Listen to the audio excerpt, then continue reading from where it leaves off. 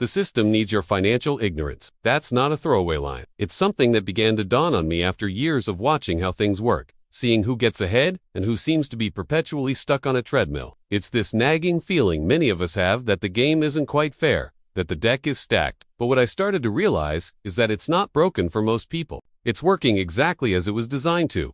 The design to, quietly, consistently, channel wealth and opportunity towards a relatively small group who understand its real rules, while the vast majority of us are handed a completely different, outdated instruction manual.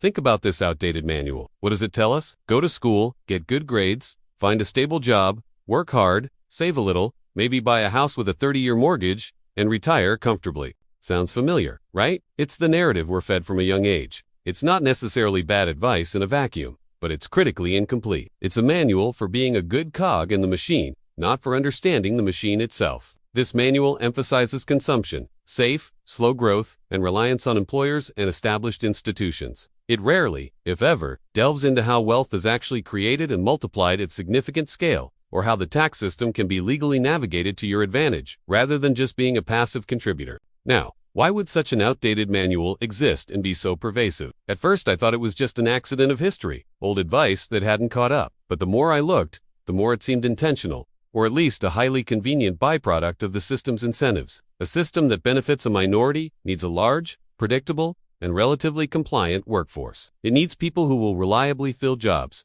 consume products, and take on debt that fuels financial institutions. If everyone knew the unwritten rules, if everyone understood how to aggressively build assets, minimize tax legally like the wealthy do, or create independent income streams who would do the bulk of the day-to-day work that keeps the current structure afloat, the demand for traditional labor might shift dramatically.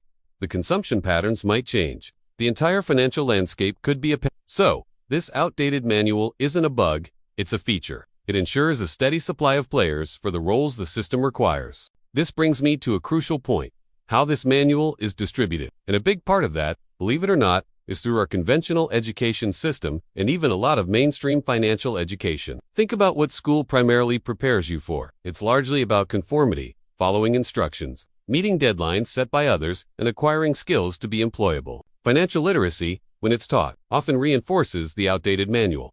How to budget, the magic of compound interest on your savings, the dangers of risky investments. It rarely teaches you about leverage in business or real estate, sophisticated tax strategies beyond basic deductions, or how to analyze a balance sheet like an owner, not just an employee. It trains us to be good workers and consumers, not necessarily savvy capital allocators or system navigators. How can you apply this in your life? Start by questioning the financial narratives you've always accepted. When someone gives you financial advice, ask yourself, who benefits most? If I follow this, is this advice designed to make me a better employee, consumer, or a more independent financial actor? This shift in perspective is the first step. It's not about distrusting everyone, but about developing a critical filter for the information you receive about money and success. For example, the common advice to save your money in a bank is safe, but in an inflationary environment, your purchasing power might be Meanwhile, the bank is lending out your money at a higher rate, or investing it. Understanding this dynamic doesn't mean you shouldn't save, but it might make you think about where and how you save and what other options exist for your capital. Then there's the deliberate complexity. This is a huge one. The financial world, the tax codes, the investment vehicles, they often seem overwhelmingly complicated, filled with jargon and intricate rules. I used to think this was just the nature of sophisticated systems, but I've come to see it as another, very effective, if subtle, unwritten rule or barrier. This complexity isn't accidental.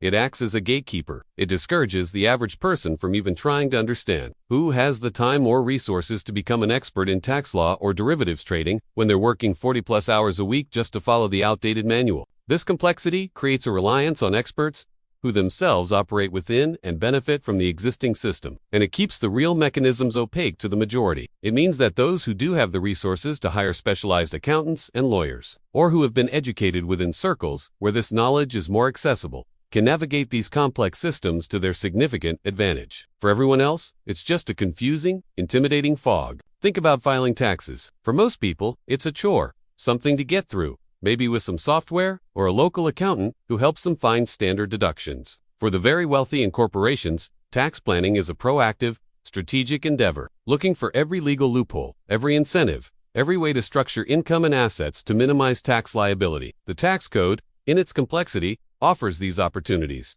but you need to know they exist and how to use them. This isn't illegal. It's using the rules as they are written, rules that are often influenced by those who have the resources to lobby for them. This is a prime example of an asymmetry of knowledge, where one group has access to and understanding of information that another group doesn't. So, how can you start to push back against this complexity in your own life? You don't need to become a financial wizard overnight, but you can commit to learning one new financial concept at a time. Maybe this month you decide to understand what an ETF really is, beyond just the acronym, or you read a simplified guide to how different types of investment income are taxed. The goal isn't to become an expert in everything, but to slowly demystify the topics that seem intimidating. The internet provides incredible resources. If you know how to filter, breaking down the wall of complexity, brick by brick, reduces its power over you. It empowers you to ask better questions and make more informed decisions, even if you still use experts. These unwritten rules are essentially the operating system that the informed minority uses. They understand leverage, using other people's money or resources to magnify returns.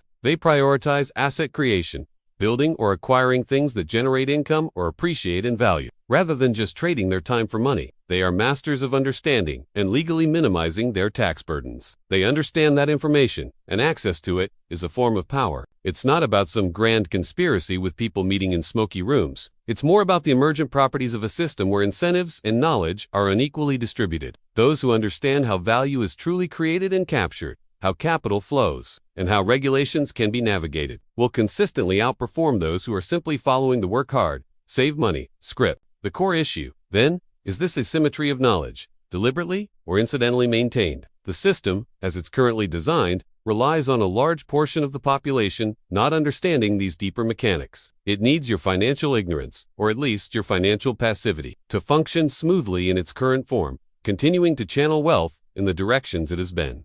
So, what's the takeaway from all this? It's not to despair or to adopt a purely cynical worldview. It's to recognize the game for what it is. The first, most crucial step is realizing that the manual you were given might be deliberately incomplete or even misleading. Your financial education probably didn't stop when you left school. For many, it never truly began in a way that serves their deepest interests. The real education is understanding the system's design. Start by questioning.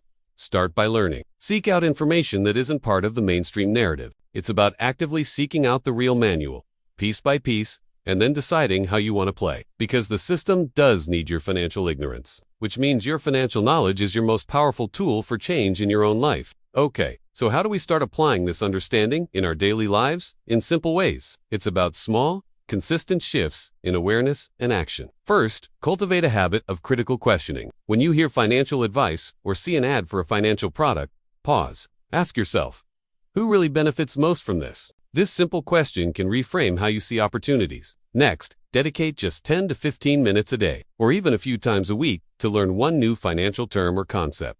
Don't aim to become an expert overnight. Just understand what an APR truly means on your credit card, or the difference between a stock and a bond. Small, consistent learning builds a powerful foundation. Another simple act: scrutinize your bank statements and investment reports beyond just the balance. Look for fees. Understand how much you're really paying for services or financial management.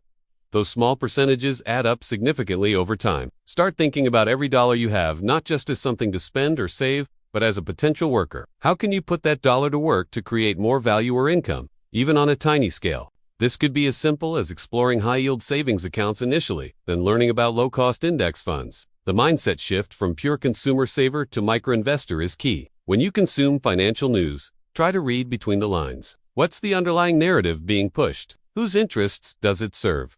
This helps you filter information more effectively. Finally, consider breaking the taboo around discussing money, at least with trusted friends or family who are also interested in learning. Sharing knowledge and experiences can accelerate everyone's understanding.